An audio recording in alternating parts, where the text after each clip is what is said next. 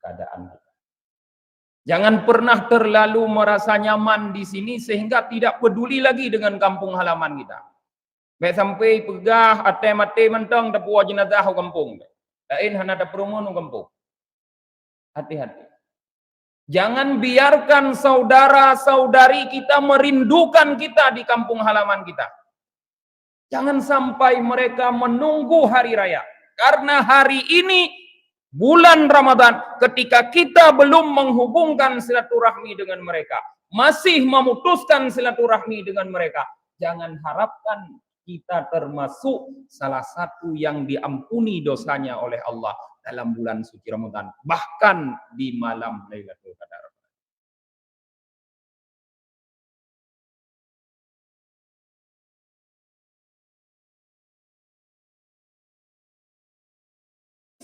Diriwayatkan daripada Abdullah bin Abi Aufa, beliau berkata, "Kunna julusan asyiyata Arafah inda Rasulillah sallallahu alaihi wasallam." Pada sore Arafah, kami duduk bersama Rasulullah sallallahu alaihi wasallam. Faqala, tiba-tiba beliau bersabda, "La yujanisuni man kana amsi qati'ur rahim falyakum anhu." Jangan duduk bersamaku orang yang dia memutuskan silaturahmi. Tolong bangun, berdiri menjauh dariku, kata Rasulullah. Rasulullah mengusir dari majelisnya orang yang memutus silaturahmi. Dikatakan oleh Abdullah bin Abi Aufa, falam yakum ahadun. Ketika itu tidak ada seorang pun yang berdiri. Sehingga tiba-tiba di ujung halakah Rasulullah itu ada seorang laki-laki yang bangun. Lalu ia pergi keluar dari halakah Rasulullah. Tidak lama kemudian laki-laki itu kembali. Sehingga Rasulullah bertanya kepada laki-laki, "Malaka lam yakun ahadun?" Kenapa kamu? Tidak ada seorang pun yang berdiri kecuali kamu. Kata laki-laki itu, "Saya wahai Rasulullah jelas mendengar apa yang engkau sampaikan. Sehingga aku bangun lalu aku datangi bibiku. Karena kemarin antara kami terjadi persoalan yang membuat putus silaturahmi. Lalu aku sampaikan apa yang engkau sampaikan, sehingga bibiku itu memohon ampun kepada Allah terhadap dosaku, dan aku pun memohon ampun kepada Allah terhadap dosanya." Artinya saling memaafkan, memperbaiki kembali silaturahmi. Kata Rasulullah, "Ahsanta, kamu sungguh telah berbuat baik. Illa anna rahmatallahi la yanzilu ala qaumin fihim qati'ur rahim." Melainkan rahmat Allah itu tidak akan turun kepada satu kaum yang di dalam mereka itu ada orang yang memutus silaturahmi. Jadi Rasulullah menjelaskan alasan kenapa beliau tidak membiarkan, tidak mengizinkan orang yang memutuskan silaturahmi duduk dalam majelis beliau. Karena ada kekhawatiran pada Rasulullah, yaitu tidak akan turunnya rahmat Allah dalam majelis beliau. Karena kata beliau, ketika dalam satu kelompok masyarakat ada seorang yang dia memutuskan silaturahmi, maka dalam kelompok masyarakat itu tidak akan turun rahmat. Bayangkan para jemaah, di dalam majelis Rasulullah saja, yang merupakan majelis yang sangat mulia,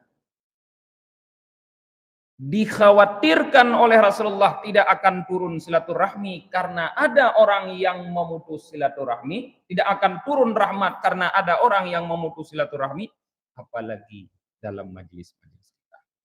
apalagi dalam kelompok masyarakat kita, apalagi dalam organisasi kita, apalagi dalam kegiatan-kegiatan kebersamaan kita.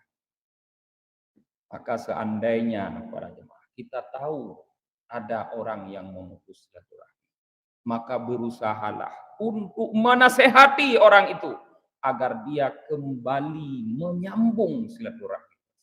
Atau kalau tidak bisa nasihati, lebih baik anjurkan dia untuk mencari kelompok yang lain. Jangan biarkan dia berada dalam.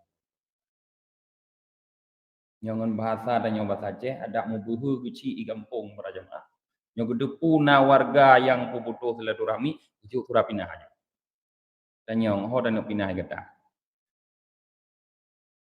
Minah long ti normo kon bek li dadu ino kita. An cocok ino dadu karena gara-gara kita kamu na merempok ramah. Tidak pegah ho mentong nak peduli musik. Ujuk juga. Lah aturan negara hanjur. Ini hadis ini menunjukkan salah satu bahayanya memutus silaturahmi. Kemudian Abu Lais Samarkandi di dalam kitabnya Tanbihul Ghafilin meriwayatkan satu cerita. Cerita ini bersumber dari Yahya bin Muslim.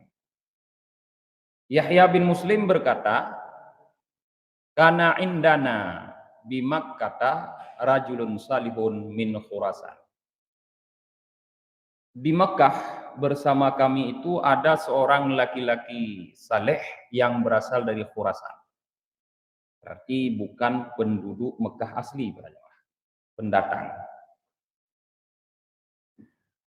Kesalehan laki-laki ini membuat dia dipercaya oleh orang Mekah untuk menjadi tempat menitip harta mereka ketika mereka akan keluar dari kota Mekah.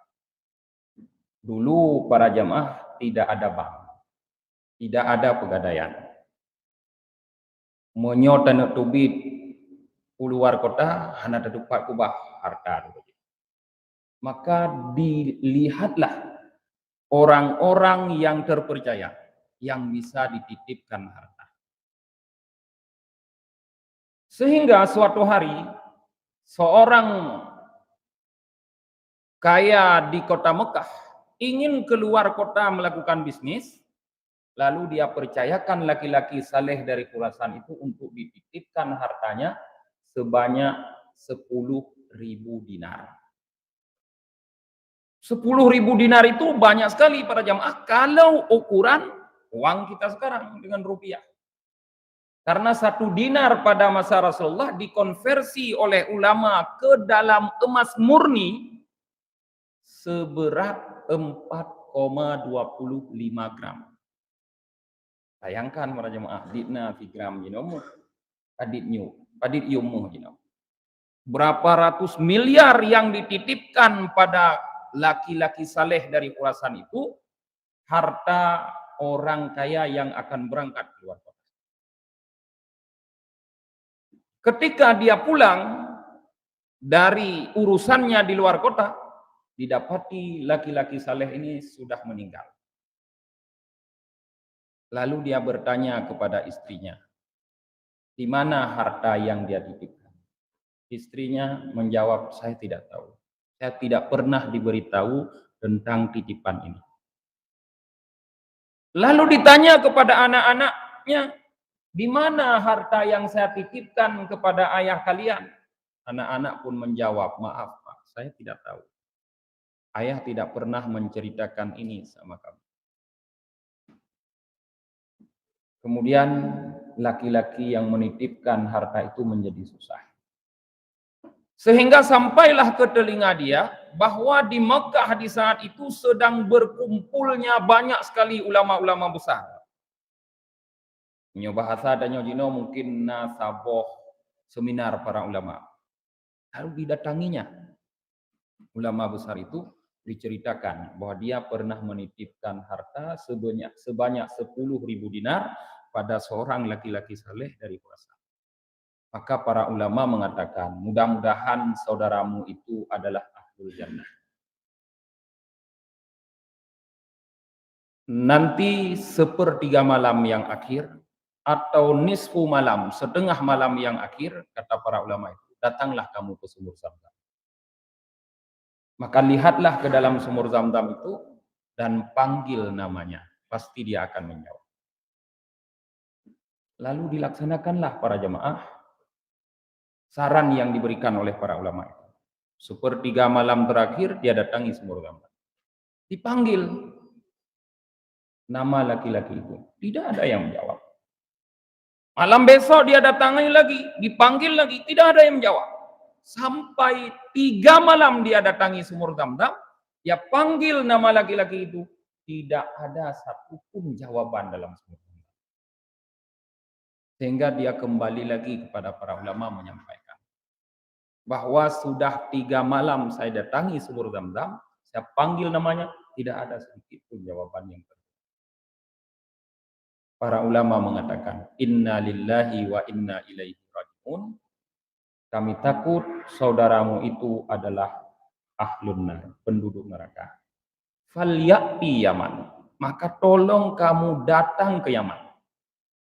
Fa inna fihi wadin yuqalu burhud. Karena di Yaman itu ada satu lembah, ada satu daerah lembah yang namanya Burhud. Di lembah Burhud itu ada sebuah sumur. Datangi sumur itu di sepertiga malam terakhir atau setengah malam yang terakhir, panggil nama saudaramu. Maka dia berusaha para jemaah untuk datang ke Yaman. Sampai di Yaman dicarinya lembah Burhud dan ditemukan sebuah sumur tua. Lalu dia panggil di sepertiga malam terakhir itu nama orang tersebut. Baru sekali dia memanggil nama, langsung terdengar jawaban. Ketika jawaban terdengar dari laki-laki saleh itu di sumur Burhud, dia bertanya, ma haluka? Kenapa kamu bisa di sini? Laki-laki saleh dari Khurasan itu bercerita, saya memang terkenal di kota Mekah sebagai laki-laki yang saleh. Tetapi saya sebenarnya bukan orang Mekah. Saya adalah pendatang dari Khurasan. Namun semenjak saya datang ke Mekah dari Khurasan, saya tidak pernah kembali ke kampung menjenguk saudara-saudara saya. Saya sudah memutuskan silaturahmi dengan mereka. Maka Allah tempatkan saya di sini. Para jemaah, lihat dalam cerita ini. Seorang laki-laki yang terkenal kesalehannya di kota Mekah. Dan terjadi pada masa tabi'in. Yang dimana orangnya sangat saleh-saleh. Dan dia unggul dalam kesalehan. Di saleh gedanyo hana tha saleh lo. Karena saleh lam kawan urung salah hal gedanyo. God meri gedanyo karena lam kawan urung bro. Le urung nyen God gelam kawan urung God. Berat God pada jemaah. Bedang God gedanyo.